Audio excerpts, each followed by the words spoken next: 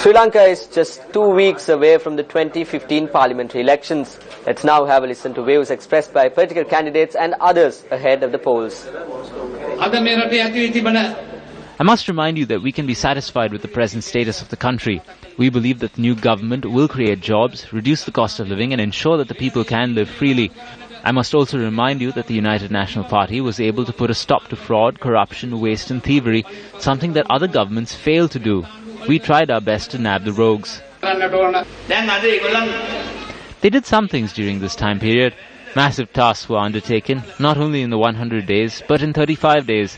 The most important of them all was the central bank bond scam. 65 billion rupees was swindled in 1 hour. State employees were bound to trees. Media institutions were set on fire.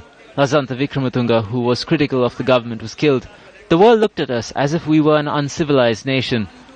There was no democracy or rule of law in the country. Who are our friends? Countries that supported corrupt deals and provided commissions were Sri Lanka's friends. They say one thing to the north and another to the south. The people will not be fooled. We urge the people to once again hand over this country to former President Mahinda Rajapaksa.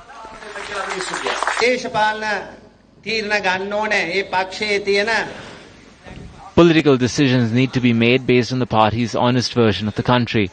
Are there leaders who can provide leadership to take that vision forward? How far do they follow procedure? How committed are they? Most importantly, do they have experience?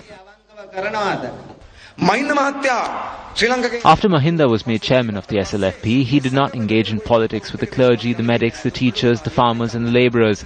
He removed them. He replaced them with drugs, ethanol, criminals and murderers. This is what he did. The SLFP is filled with such people. Therefore, there is no Sri Lanka and the Sri Lanka Freedom Party. The United National Party is on the other side of the coin. Although they speak of good governance and democracy, there is no good governance among them.